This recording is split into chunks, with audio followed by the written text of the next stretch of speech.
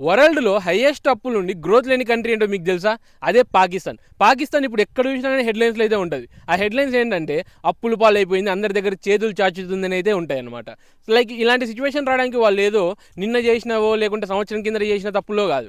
వాళ్ళు కొన్ని డికేడ్స్‌గా చేస్తూ వస్తున్న తప్పులు వాళ్ళనైతే ఇప్పుడు ఒక చెంపదెబ్బ అయితే కొట్టేసింది. ఆ తప్పులేంటి అండ్ ఏ కంట్రీకి వాళ్ళు ఎంత అప్పు ఉన్నారు అండ్ అక్కడ ఇప్పుడు ప్రెజెంట్ సిట్యుయేషన్స్ ఎలా ఉన్నాయి అండ్ కామన్ మ్యాన్ పరిస్థితి ఏంటి అనే దాని గురించి ఈ వీడియోలో మనము పిన్ టు పిన్ డీటెయిల్స్ అయితే మాట్లాడుకుందాం. వీడియోలోకి వెళ్ళే ముందు వీడియోని లైక్ చేయండి, షేర్ చేయండి, కామెంట్ చేసి సబ్స్క్రైబ్ చేసి పెట్టుకోండి. ఎందుకంటే మీరు ఇవన్నీ చేస్తే మన ఛానల్ అనేది 10 మందికి రీచ్ అవుతుంది. సో మనం కూడా ఏంటంటే మన కమ్యూనిటీ కూడా గ్రో అవుతుంది. సో ఏమాత్రం లేట్ చేయకుండా వీడియోలోకి అయితే వెళ్దాం. ఫస్ట్లీ పాకిస్తాన్ డౌన్ఫాల్ ఎక్కడి నుంచి స్టార్ట్ అయింది అనేది మనం తెలుసుకుందాము.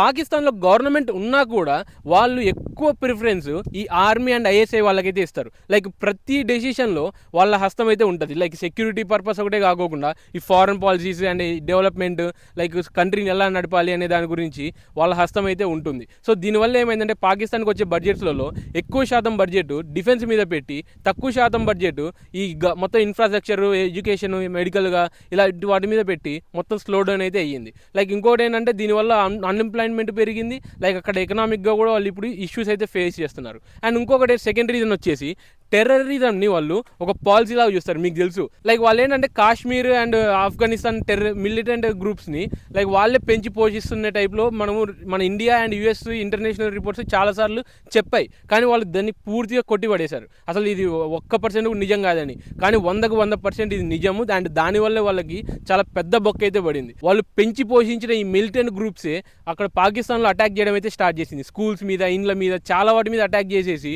లైక్ వాళ్ళని అయితే చాలా వరకు వాళ్ళ ఎకానమీని నాశనం చేసింది. సో దీన్ని పాకిస్తాన్ అప్పుడు మొత్తం అరికట్టడానికి వాళ్ళ మీద వార్ ఆన్ టెర్రర్స్ అనే ఒక స్కీమ్ తీసుకొచ్చుకొని వాళ్ళ మీద మొత్తం యుద్ధం చేసి అయితే అక్కడ ఒక $100 మిలియన్ అయితే నష్టపోయింది. దీన్నంతా చూసి మొత్తము ఫారిన్ ఇన్వెస్టర్స్ అక్కడ ఇన్వెస్ట్మెంట్ చేయాలంటే భయపడిపోయారనమాట. సో అందుకే ఫారిన్ ఇన్వెస్టర్స్ అక్కడ అసలు ఇన్వెస్ట్మెంట్ చేయకోకుండా మొత్తం అయితే అందరు వెనక్కి వెళ్ళిపోయారు అక్కడ నుంచి. అండ్ ఇంకొక తప్పు ఏంటంటే పాకిస్తాన్ చేసింది, ఏ కంట్రీ అయినా కానీ అప్పు తీసుకున్నాక ఆ అప్పుని కరెక్ట్ వేలో యూజ్ చేసి గ్రోత్ కోసం యూజ్ చేసి ఆ అప్పుని అయితే మళ్ళీ పే బ్యాక్ చేసేస్తారు. కానీ పాకిస్తాన్ తీసుకున్న అప్పుని కరెక్ట్ వేలో అయితే యూజ్ చేయలేదు, గ్రోత్ కోసం యూజ్ చేయలేదు మెయిన్లీ. సో ఆ అప్పుని గ్రోత్ కోసం యూజ్ చేయకపోవడంతో పాకిస్తాన్ అయితే అప్పుల పాలు ఇంకా ఎక్కువ అయిపోయింది. అండ్ పొలిటికల్ పార్టీస్ ఉంటాయి కదా, ఇవి కూడా విపరీతంగా చేంజ్ అవ్వడంతో ఎకనామిక్ అయితే వాళ్ళకి ప్రెజర్ పెరిగిపోయింది అనమాట. అండ్ మెయిన్లీ ఇంకొకటి ఏంటంటే 2021 నుంచి 2023 టైంలో వాళ్ళకి చాలా పెద్ద దెబ్బలు అయితే పడ్డాయి. ఒకటి కోవిడ్ అండ్ ఇంకొకటి ఏంటంటే రష్యా అండ్ యుక్రెయిన్ వార్. ఆ టైంలో వార్ వల్ల మొత్తం ఆయిల్ ప్రైజెస్ అన్ని పెంచేశారు కదా. ఏవైతే కంట్రీస్ ఉంటాయో ఇట్లా పాకిస్తాన్ లాంటి కంట్రీస్ లైక్ ఇంపోర్ట్ మీదనే డిపెండ్ అయ్యి బతికే కంట్రీస్, వీళ్ళకైతే బిల్స్ విపరీతంగా పెరిగిపోయాయి అనమాట. సో అండ్ ఇంకొకటి ఏంటంటే 2022లో పాకిస్తాన్లో ఫ్లడ్స్ వచ్చాయి. ఆ టైంలో మొత్తం చాలా వరకు ఇన్ఫ్రాస్ట్రక్చర్, రోడ్స్ అలా అన్ని పోయేసరికి వాళ్ళకి $30 to 40 బిలియన్ అయితే లాస్ అయ్యారు వాళ్ళు. సో అదే టైంలో పాకిస్తాన్లో రూపీ వాల్యూ పడిపోయింది అండ్ ఇన్ఫ్లేషన్ 38% వరకు అయితే పెరిగిపోయింది. వాళ్ళు తీసుకున్న గొయ్యలు కొన్ని అయితే, ప్రకృతి తీసిపెట్టిన గొయ్యలు కొన్ని అయితే, మొత్తం అన్ని కలిపి పెద్ద గొయ్యలో అయితే పాకిస్తాన్ పడిపోయింది. ప్రజెంట్ ఇప్పుడు పాకిస్తాన్ సిచ్యువేషన్స్ అయితే మనం తెలుసుకుందాము. IMF నుంచి పాకిస్తాన్ అయితే కొన్ని లోన్స్ తెచ్చుకుంది. ఆ లోన్స్ వల్ల అయితే కొంచెం స్టేబుల్ అయినట్టు కనిపిస్తుంది. ఇప్పుడు ఆ ఇన్ఫ్లేషన్ 5 నుంచి 6% వరకు పెరిగింది. జీడిపి గ్రోత్ లైక్ 3 నుంచి 3.7 వరకు అయితే పెరిగింది. అండ్ ఇంకొకటి ఏంటంటే పాకిస్తాన్ మొత్తం ఇప్పుడు ఈ ఫారిన్ ఎక్స్చేంజ్ రిజర్వ్స్ ఉంటాయి కదా, అవి అయితే తక్కువ ఉన్నాయి అనమాట పాకిస్తాన్ దగ్గర. అండ్ అన్ఎంప్లాయ్మెంట్ అయినా కానీ, పేదరికమైనా కానీ ఇంకా అలానే ఉన్నాయి. లైక్ వాళ్ళకి ఎలక్ట్రిసిటీ ఇష్యూస్ అండ్ కంపెనీస్ మొత్తం స్లో డౌన్ అయిపోయాయి. లైక్ ఏంటంటే దీనివల్ల జాబ్స్ కూడా చాలా మందికి లాస్ అయిపోయారు. అండ్ ఇంకోటి ఏంటంటే ఆ కంట్రీ నేషనల్ అసెట్స్ ఉంటాయి కదా, అవి ప్రైవేటైజేషన్ అయితే చేసేసింది కొన్నిటిని. అండ్ పొలిటికల్గా ఇన్స్టెబిలిటీ ఉన్నారు వాళ్ళు.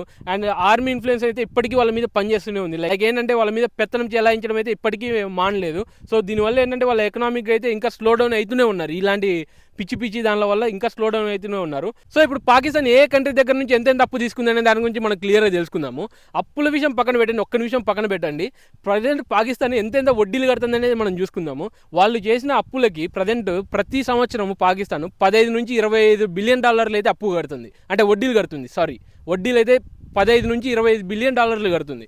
అండ్ ఎక్కువ అప్పు చేసింది వచ్చేసి చైనా దగ్గర CEPC అనే ప్రాజెక్టు కోసము విపరీతంగా అయితే లోన్ తీసుకుంది. అండ్ IMF దగ్గర నుంచి 20 సార్ల కంటే ఎక్కువే ఈ బెయిల్అవుట్ ప్యాకేజెస్ అయితే తెచ్చుకుంది.